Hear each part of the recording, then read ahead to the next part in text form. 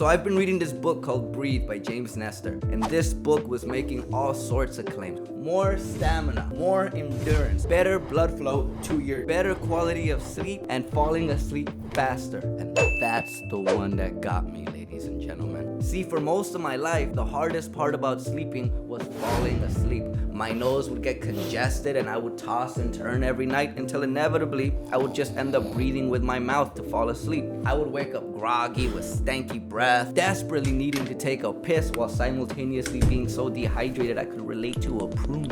And this book said that if I breathe right, all of that would go away. And I thought, that's a hell of a deal. Although the book did say that it wasn't going to be easy. And I was in a rut, so I thought, well, maybe a challenge like this is exactly what I needed.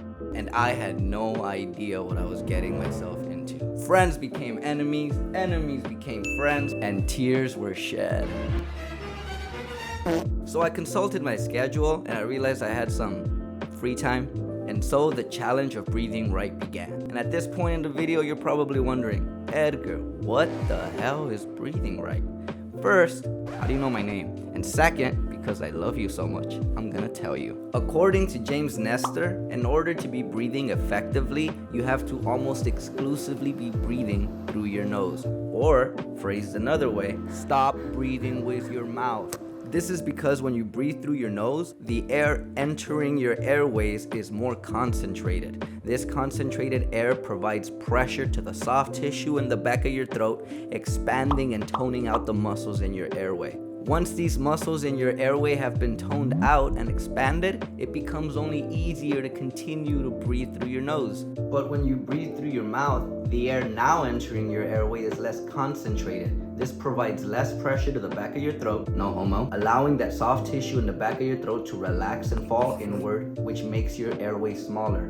This makes you feel like you have to continue to breathe through your mouth. The way James Nestor puts it in his book, mouth breathing begets more mouth breathing, and nasal breathing begets more nasal breathing. Now, some of you guys are probably thinking, this is cool and all, but nasal breathing won't work for me because I got sinus issues. Well, I got sinus issues too. Look at my nose, overcompensating for a bad airway. I'm kidding, by the way. I don't think the external size of your nose has anything to do with the internal size of your airway, but that's why I didn't write this book.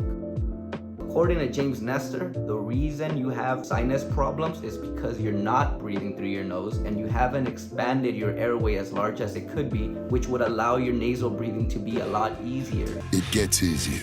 Huh? Every day it gets a little easier. Yeah? But you gotta do it every day. That's the hard part. But it does get easier. Okay, so at this point, you get it. You gotta breathe through your nose, but what the heck is making this so hard? Well, the book said you have to almost exclusively breathe through your nose. This includes, but not limited to, every second that you're awake. Hey Edgar, you're mouth breathing again. Every second that you're asleep. And it's especially crucial to do it while you're exercising, which is the hardest part. This is the hardest part. Doing it in the sauna. For your mouth breathing, dog. It's hot. Doing it while singing. Hey Edgar, you're breathing through your mouth again. And you know how I mentioned earlier that nasal breathing tones out the muscles in your airway? Well, toning your muscles hurt. And the muscles in your airway are no exception. Okay, so you know how muscles help protein? And I'm trying to develop my sinus muscle, so I thought if I took protein, it would help my sinus muscles. What do you think?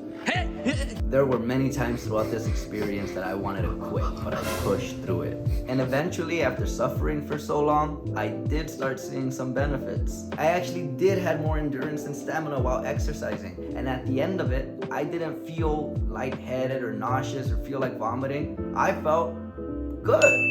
Hey bro, how you doing, man? Fucking fantastic, dude. Didn't your girl break up with you? I mean, yeah, but as you can see, I'm breathing through my nose. Whenever I fell asleep, I stayed asleep for longer periods of time. I woke up less often in the middle of the night. This is because when you breathe through your mouth, you're more likely to snore. And when you're likely to snore, you're more likely to develop sleep apnea, which is the condition when your airways get clogged up and you can't breathe, so you just wake up. This leaves you feeling tired and groggy in the morning.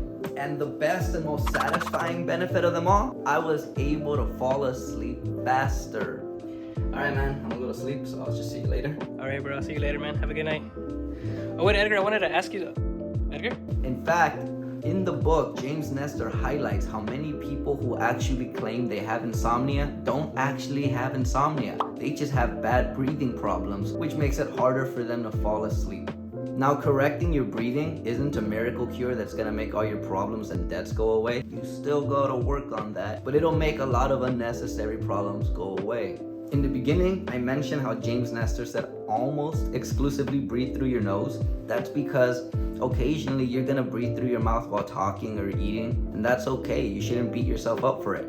You should let me do it. But on a serious note, you're gonna slip up. We're all human beings, we all make mistakes. In fact, throughout this video, you can actually see me breathing through my mouth occasionally while I'm talking.